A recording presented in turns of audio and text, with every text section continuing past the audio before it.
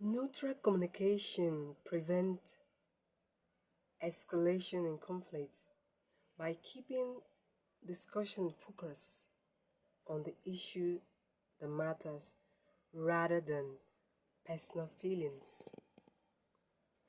Neutral communication means expressing yourself in conflict in a way that is calm and free from bias, judgment, or emotional charge situation or tense situation. It's often used in conflict resolution, mediation, professional settings, and sensitive conversations.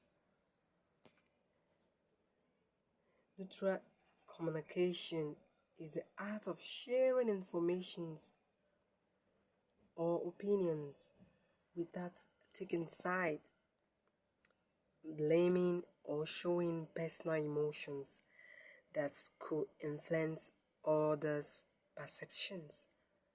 That is why neutrality in mediation is very important. It's one of the core principles of mediation. What are the key objectives of neutral communication? One of them is objective language. It focuses on the objective of the situation, focuses on the fact, not feelings or assumptions. You don't assume.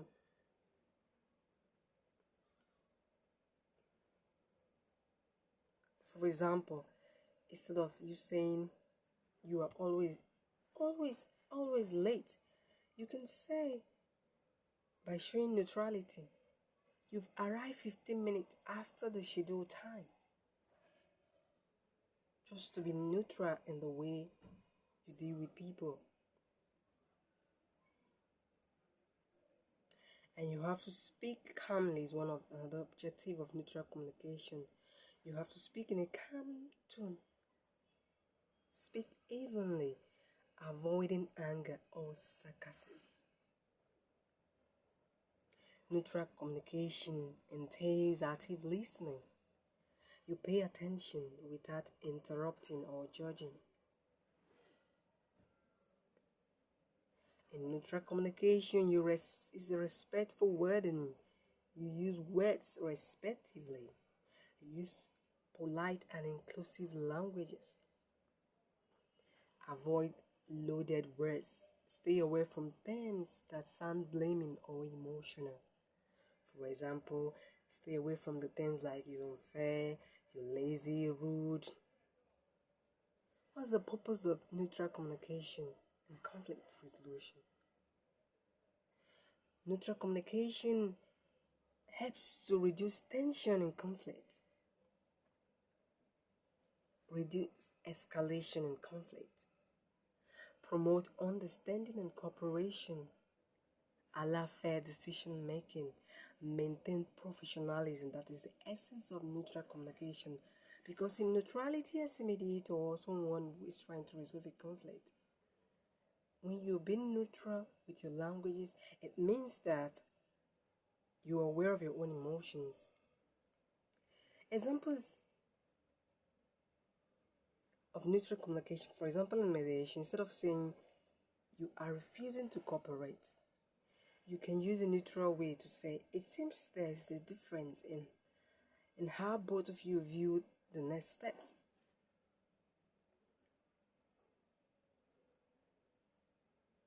For example, there's example of neutral communication and non-neutral communication rather in different contexts. For example, like in a workplace conflict,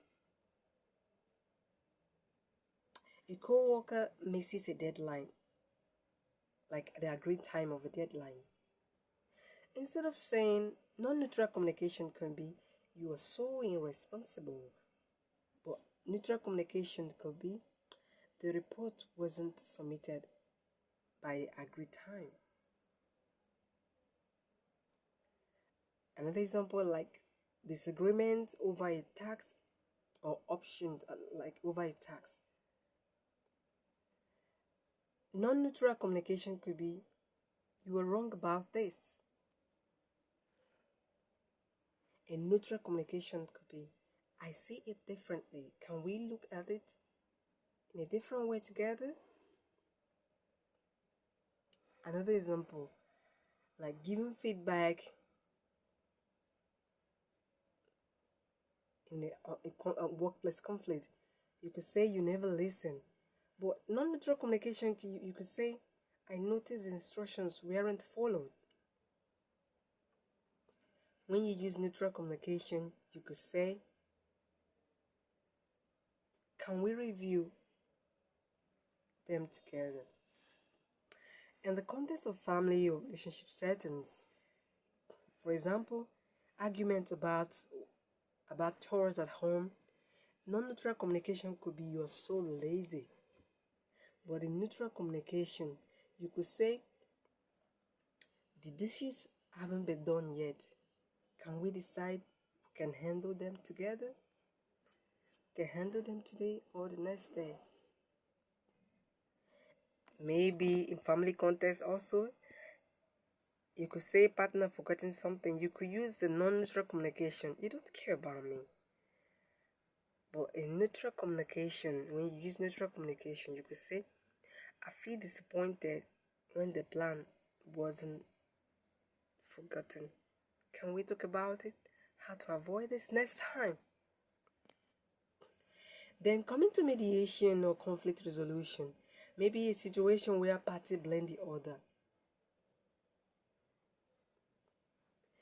If you use a non-neutral communication, you could say you cause all this problem, and this kind of word can escalate more conflict.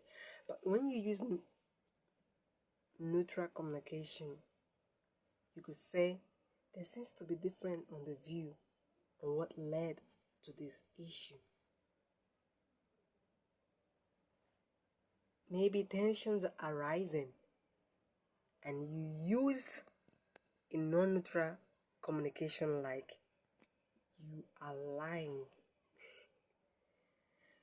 But to make things more calm, you could use non-neutral communication like, can we focus or let's focus on clarifying what each person's remember.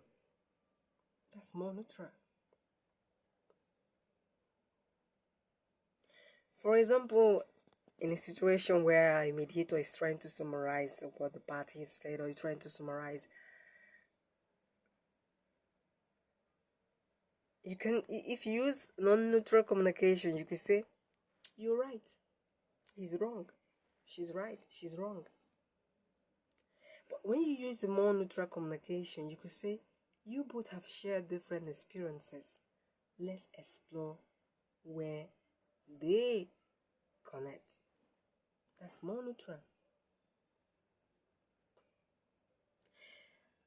Using neutral communication, you use the word I statement instead of using you statement. For example, you could say, I notice dash dash dash dash. I feel blah blah blah blah blah.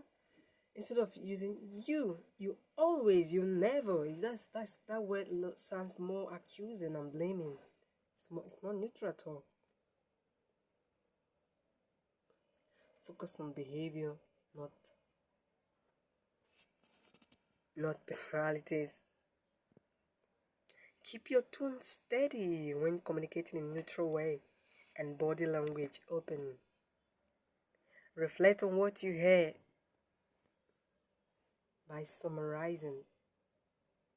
That gives you the clue that you've understood what the parties are saying. So it's very important to be aware of your wordings, choice of words in communicating neutrally. It's very important. And because whatever you do, parties are watching you, they're seeing you, they know when you show bias. So it's very important to use neutral tones and be aware of your own emotions. That's the most important thing when communicating in a neutral way.